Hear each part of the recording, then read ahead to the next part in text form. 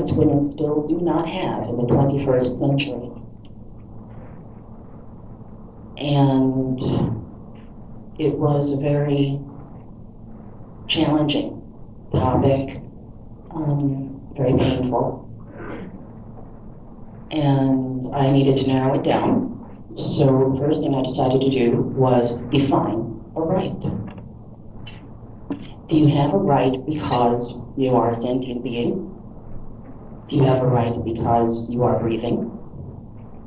Do you have a right because of a membership you have within an organization or an affiliation you have with a country? You may have a right as an American citizen, and those of you with dual citizenship, yay you. So I looked at that. And I went to the dictionary because I felt that would be the best definition. According to Merriam-Webster, 2001, so it may have changed, I'm sorry. A right is something that a person is or should be morally or legally allowed to have, get, or do.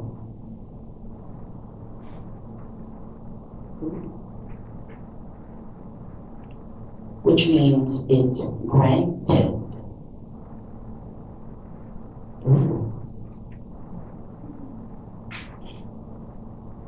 And then I thought some more because I have a bad habit of doing that. So I looked at where I thought the rights that women don't have, and I said, well, based upon this definition, are they rights or are they privileges? Because a privilege is not necessarily guaranteed, but it's something to which you are entitled or something that you accept that you should have. Dictionary again. Privilege is a right or immunity granted as a peculiar benefit, advantage, or favor.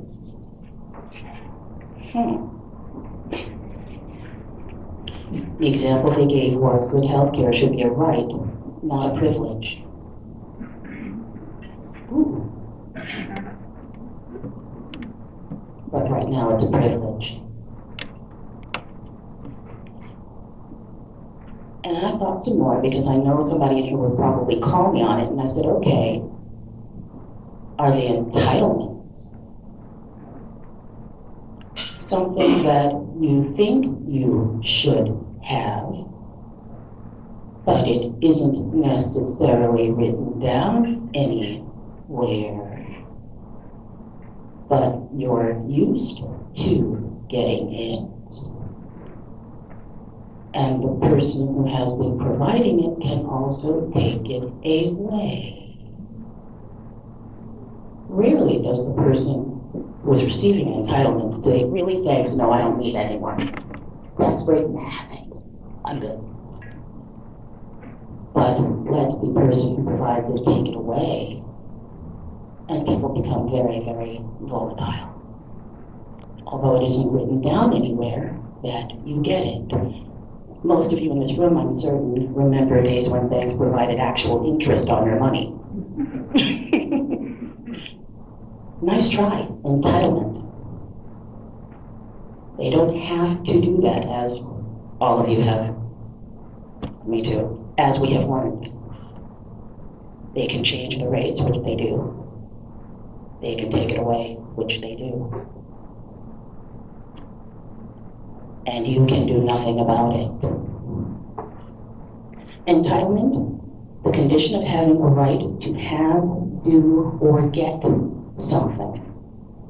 The feeling or belief that you deserve to be given something.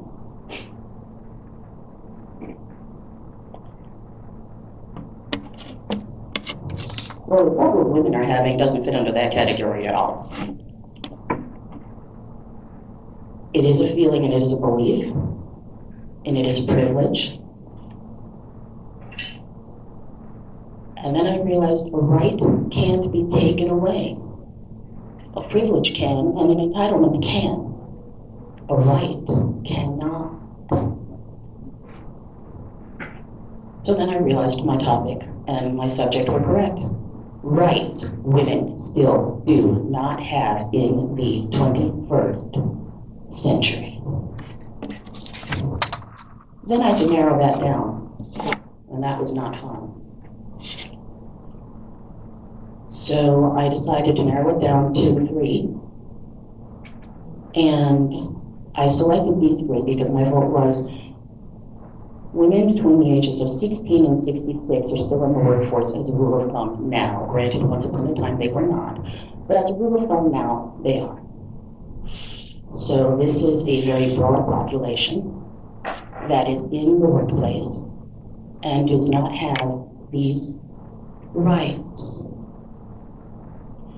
Now, if you've married very, very well and you don't work outside of the home, again, yay you, I didn't do the research on that. And even if you do work outside of the home or you don't, but you're supporting your husband's career, that's still working. And there are still rights that you don't have. Excuse me.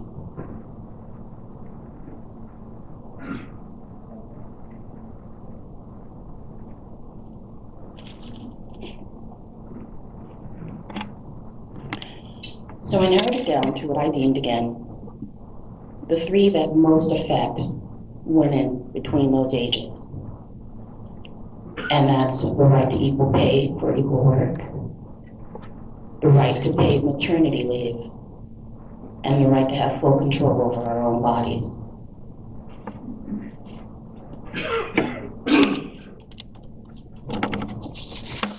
The 14th Amendment is a major factor in this. So let's start with that. Section 1. All persons born or naturalized in the United States and subject to the jurisdiction thereof are citizens of the United States and of the state wherein they reside. No state shall make or enforce any law which shall abridge the privileges or immunities of citizens of the United States, nor shall any state deprive any person of life, liberty, or property without due process of law, nor deny to any person within its jurisdiction the equal protection of the laws.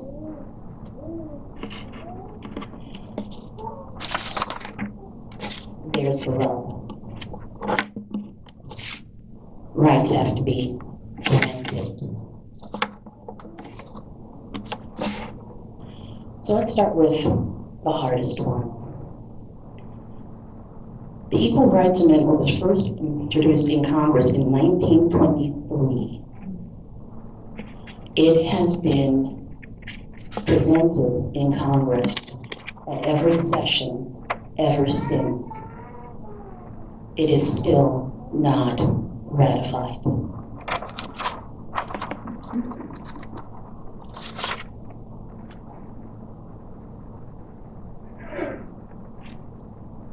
The text of the ERA bill has been amended.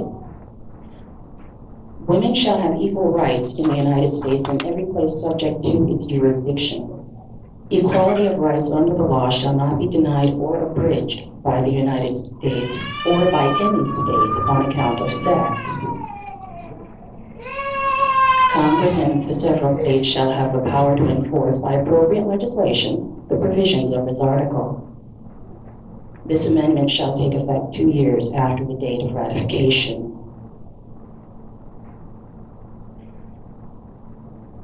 The first sentence was adapted from ERA author Alice Paul's original text to include women specifically in the Constitution.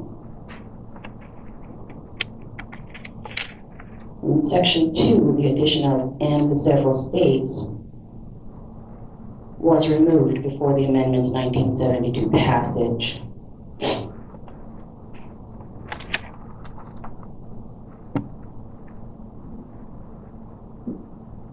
I needed a minute to reflect on that. We got the right to vote in 1920, but we've been fighting for equal pay since 1923. And we still don't have it, as the Sony hack made clear. I found that one to be fun. the man and woman who had the same job, and he was making $1 billion a year more than she was.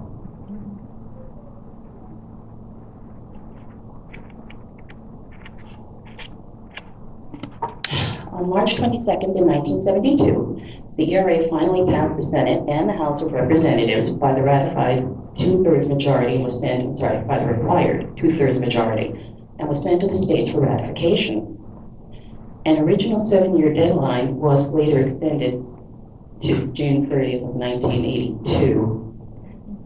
And when this deadline expired, only 35 of the necessary 38 states, the constitutionally required 3/4, had ratified the ERA. Therefore, it is not yet in the Constitution.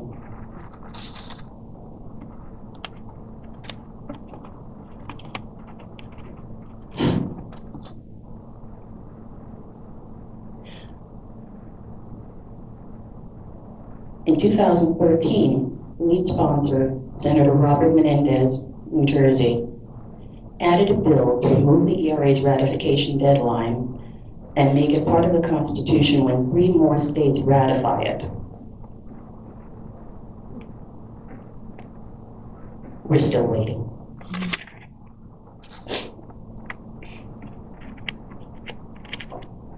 In an interview reported in the January 2011 California Lawyer, Supreme Court Justice Antonin Scalia stated his belief that the Constitution does not protect against sex discrimination.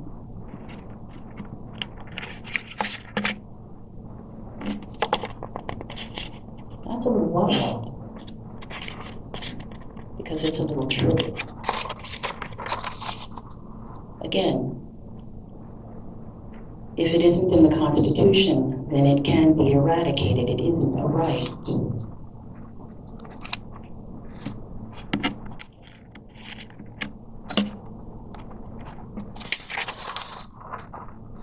Without the ERA in the Constitution, the statutes and case law that have produced major advances in women's rights since the middle of the last century are vulnerable to being ignored, weakened, or reversed. By a simple majority, Congress can amend or repeal anti-discrimination laws. They can negligently enforce such laws.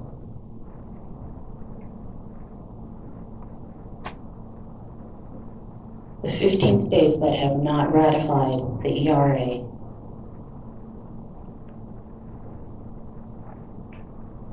anyone want to guess? True.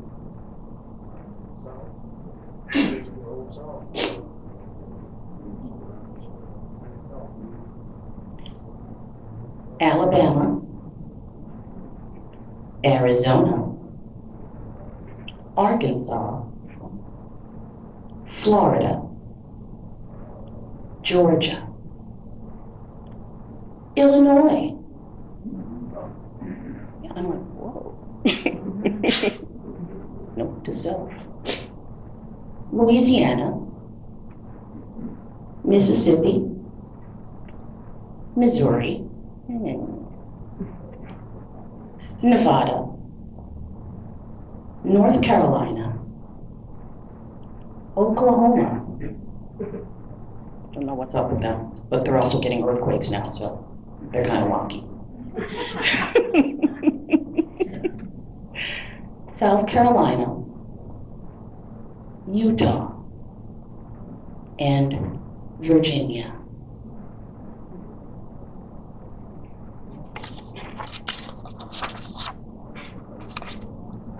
And so, until we get 3 of these to sign on board, no other state in the Union is obligated to pay women fairly for their labors, which means most of them choose not to.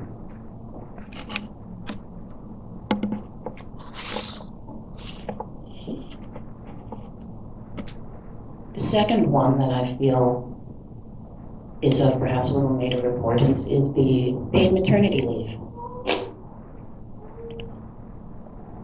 The United States and Lithuania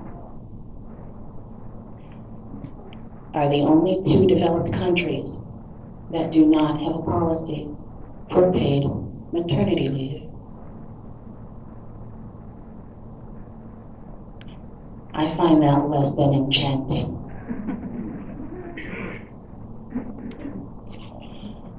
In 2013, Senator Kirsten Gillibrand, New York, introduced legislation that would make employers offer new parents 3 months of paid leave at 66% of their salary.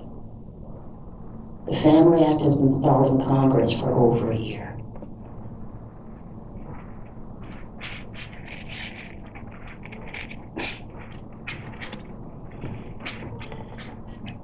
Many daycares do not accept newborns, or they charge extra for taking them. Without family resources, you are putting your child in daycare at 6 weeks old. Maybe you can work from home. Maybe you can bring your child to work with you. I actually did once work with someone who did that. No paid maternity leave, and she hadn't been with the company long enough to qualify for an FMLA or even short-term disability. 3 days after she gave birth, she was back at work with her baby beside her desk. Good news is it was a company that allowed her to do that. They were sensitive to her plight and accommodated as well as they could. Bad news, she had to come to work 3 days after giving birth and bring her baby because she didn't have the paid time. And without her income, her household would have destabilized, even with her husband working.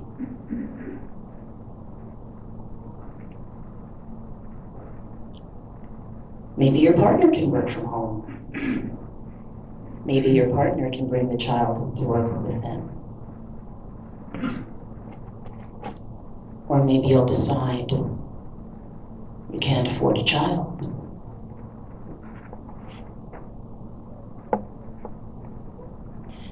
Studies have found, and there were a lot of studies on this, so, okay, smart people did a lot of research. Studies have found that after 6 weeks, after giving birth, women are not sleeping normally.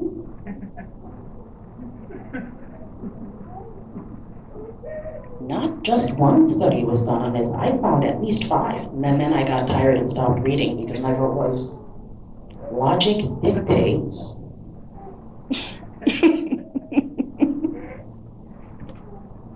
Studies also found that women who returned to work 6 weeks after giving birth had difficulty functioning at work.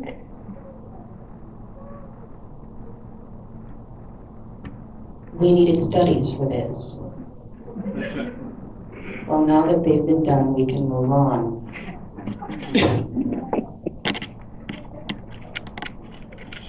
Only 3 states offer paid maternity leave, and actually California does maternity and paternity for 6 weeks. And it is how much is that?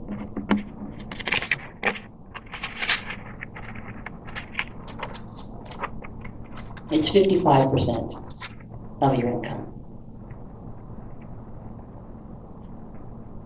California has a caveat with that, however. No job protection. The day you leave, your job gets posted.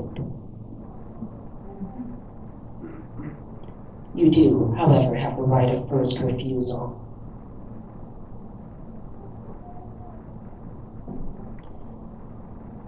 One woman was a producer for a television show with Nickelodeon.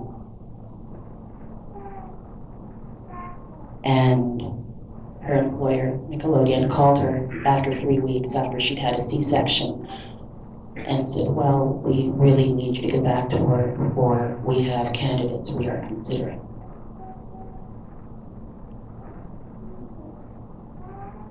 She went back to work 3 weeks, and she explained, I've just had major surgery, and it's been 3 weeks.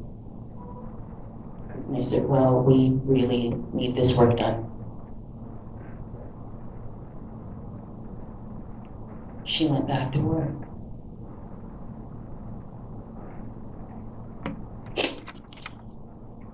As a rule of thumb, many women take short-term disability, or FMLA, to extend their time. And they manage to the degree that they can.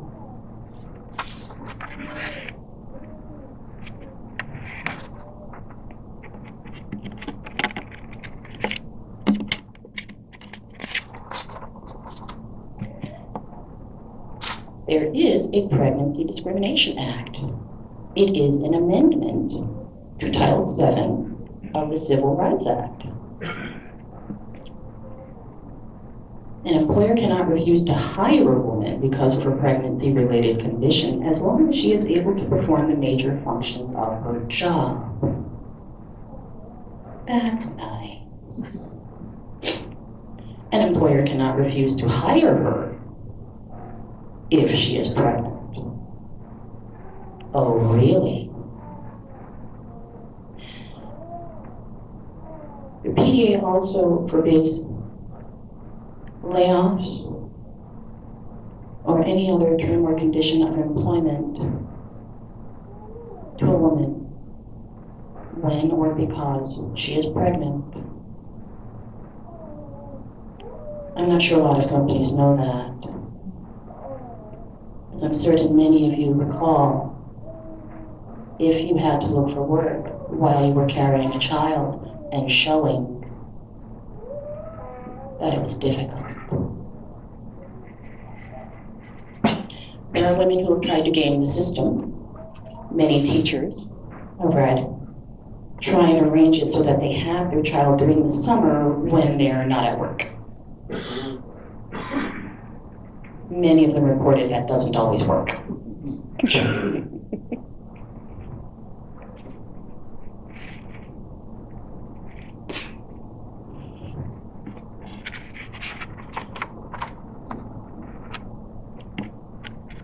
And what makes life even more fun was, don't know if you've heard recently about the case of the woman who sued FedEx. Oh, and BTW she lost. FedEx, very, very intelligently, has a short-term disability policy, and it is gender neutral.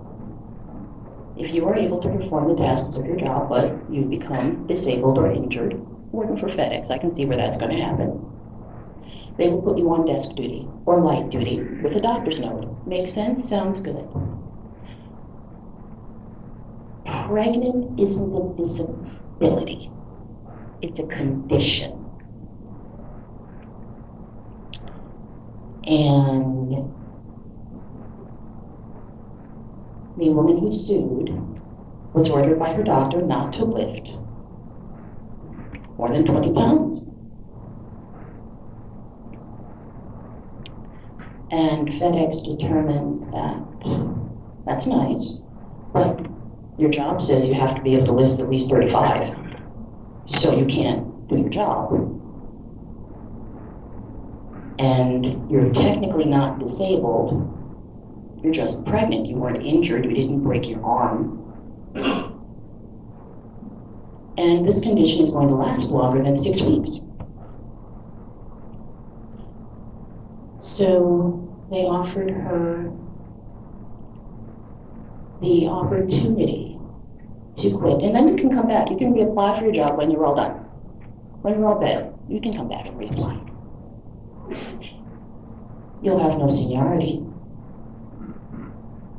And you'll still have no benefits. And you will have a baby. But that was your choice.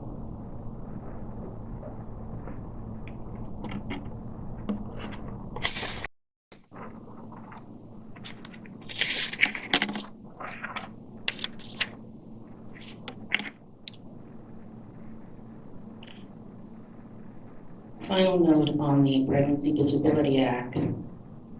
Employees with pregnancy-related disabilities must be treated the same as other temporarily disabled employees for accrual and crediting of seniority, vacation calculation, pay increases, and temporary disability benefits.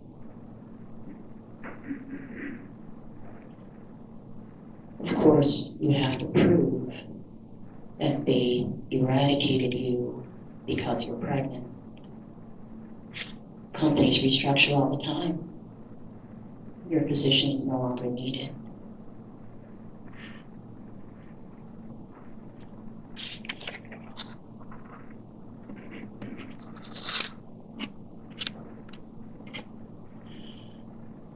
The third is the right to control your own body and who has access to it and under what circumstances.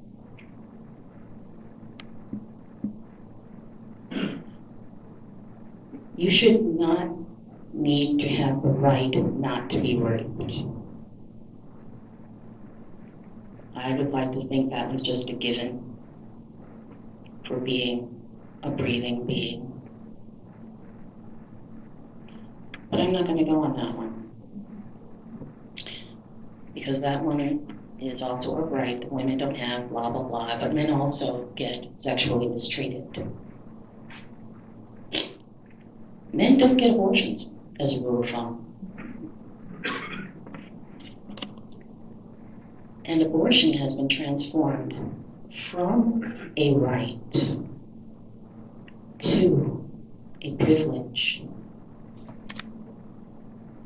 37 states do not provide funding for abortions.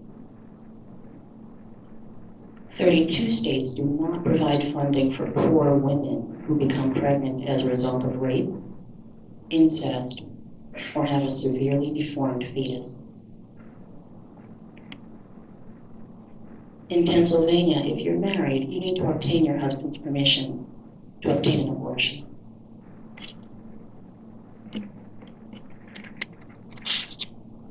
I partially see that. He does have a right to know that this is a decision you want to make.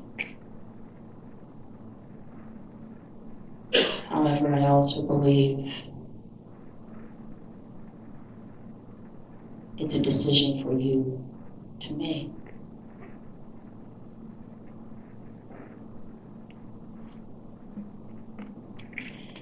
Everyone knows about Roe v. Wade, blah, blah, blah, 1973, the United States Supreme Court. In case you don't, here's a refresher.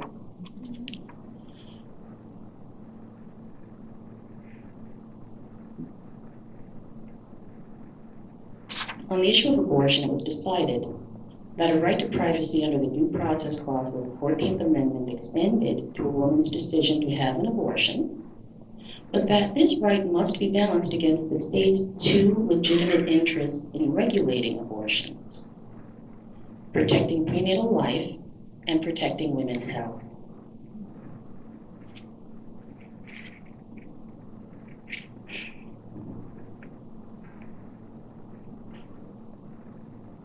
Arguing that these state interests became stronger over the course of a pregnancy, the court resolved this balancing test by tying state regulation of abortion to the third trimester of pregnancy. The court later rejected Roe's trimester framework while affirming Roe's central holding that a person has a right to abortion until viability. Viable, defined as potentially able to live outside the mother's womb, albeit with artificial aid. Viability is usually placed about 7 months, but may occur earlier.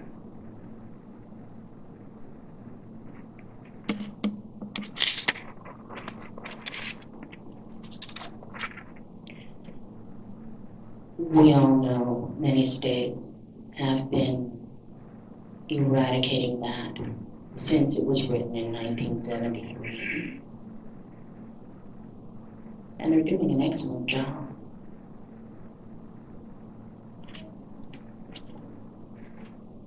The law in Louisiana which is one with one of the strictest abortion laws. An illegal abortion is when there is a deliberate termination of human pregnancy with intent other than to produce a live birth, remove ectopic pregnancy, or remove a dead fetus. I needed a minute.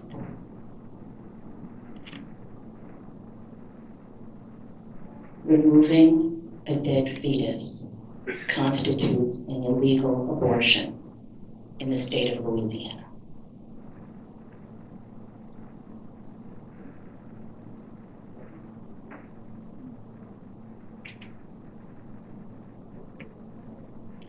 Yeah.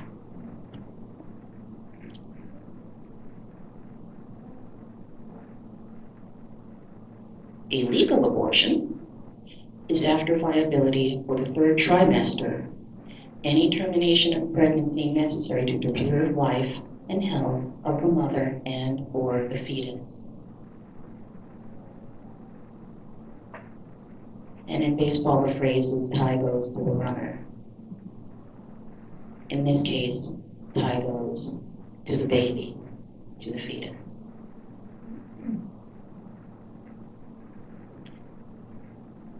I have no idea how you fight that.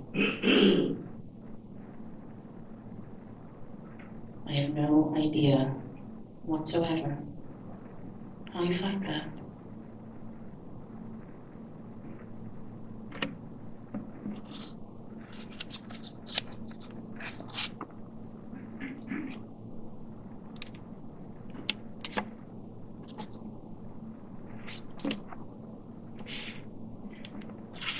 So,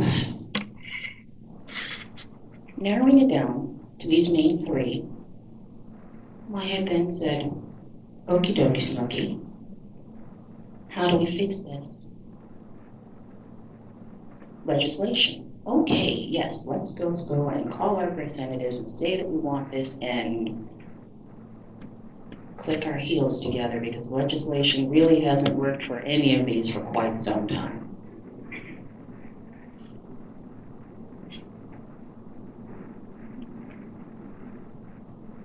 And I realized the mindset has to change.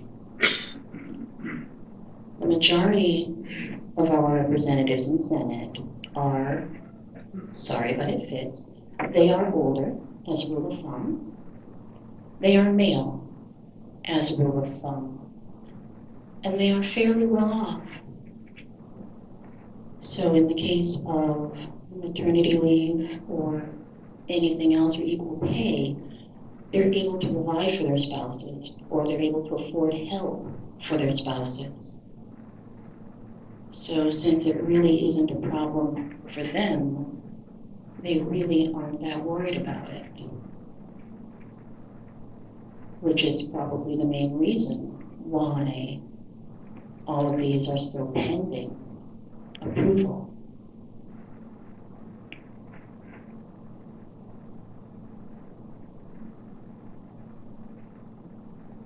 People protest. Yay. Been doing that forever. Most of us only get frostbite. I live in Wisconsin, we've been protesting forever. Walker's still our governor.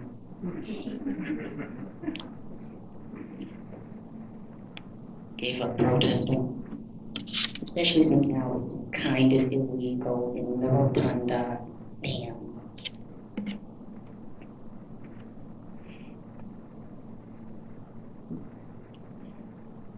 So that's where I got stuck. Because in doing more research, I only came across more rights women still don't have the right to be considered for positions for which you are qualified, because the mindset still exists that a man needs the job to provide for his family, whereas there are more female-headed households now. There are some cases where women have to go back to work because their spouse died.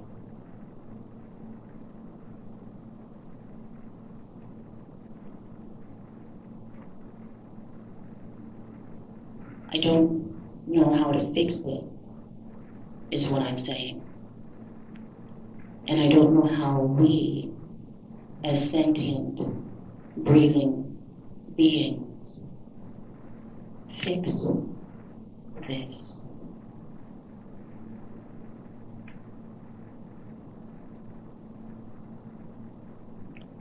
I only know that I believe these are the main three things that need to be fixed for women, primarily between the ages of 16 and 66.